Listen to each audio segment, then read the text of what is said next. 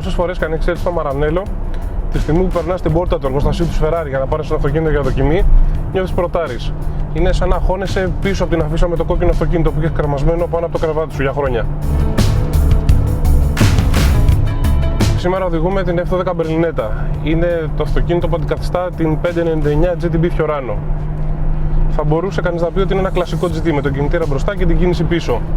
Παρ' όλα αυτά η Ferrari έχει εξελίξει στα άκρα αυτή την παραδοσιακή συνταγή. Τι εννοούμε? Ότι για παράδειγμα έχουν ξοδέψει άπειρα χρήμα και χρόνο για να κάνουν τον κινητήρα πιο οικονομικό, ώστε να χρησιμοποιήσουν ένα μικρότερο ρεζερβουάρ που θα βοηθήσει να πετύχουν την κατανομή βάρους 46% εμπρός και 54% πίσω που ήταν αρχικά ο στόχος.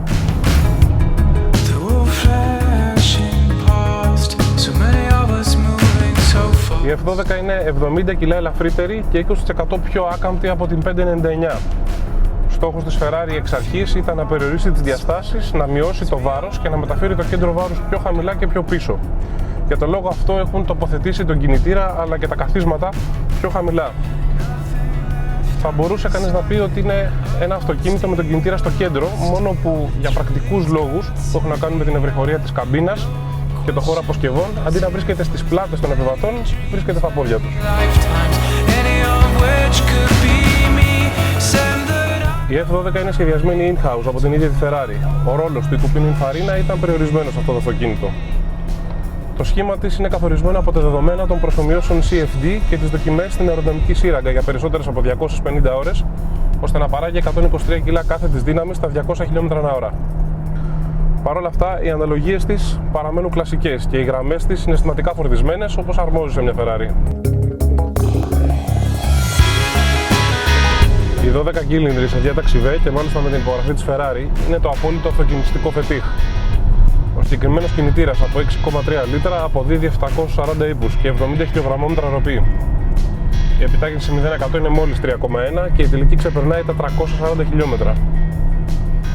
Πρόκειται για διαμάντι χωρίς αμφιβολία, τα ποιοτικά χαρακτηριστικά του οποίου δεν αποτυπώνονται εύκολα με αριθμούς ή λόγια. Καλύτερα από οποιονδήποτε ειδικό, νομίζω τα περιγράφει αυτός εδώ ο συμπληρωματικός ήχος.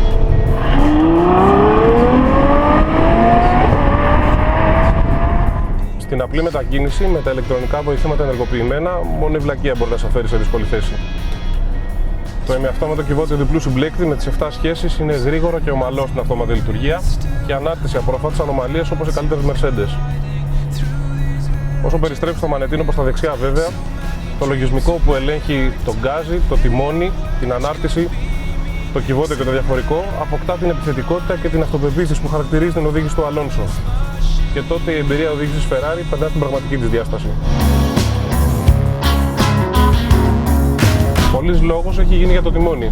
Πράγματι είναι πολύ γρήγορο σε βαθμό που αρχικά ξενίζει. Το δουλεύεις περισσότερο από όσο πρέπει και προκαλείς με νευρικότητα στο πλαίσιο. Σταδιακά όμως το συνηθίζεις και τότε διαπιστώνεις πως Ferrari έχει πολύ δίκιο να μιλάει για κεντρομήχανο αυτοκίνητο.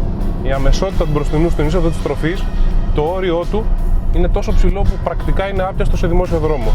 Σημαδεύει εκεί ακριβώς που θέλεις, σαν να το ήξερα από διαίσθηση. Και ελέγχεις με τον γκάζι χάρη σε αυτό το φανταστικό διαφορικό εξελιγμένο στη Φόρμουλα 1. Αν ο χώρος το επιτρέπει, το θέαμα είναι δεδομένο. Αυτό όμως που εντυπωσιάζει είναι η ουσία, ειδικά μόλις σταθούν τα λάστιχα. Με χρόνο 1.23 στο Fiorano, η F12 Berlinetta είναι γρηγορότερη 2 δευτερόλεπτα από την Enzo και από την 458. Υπολείπεται μόνο σε σχέση με την εξωτική La Ferrari, που έτσι κι αλλιώς ακόμη και για την ίδια τη Ferrari είναι μια πολύ διαφορετική υπόθεση.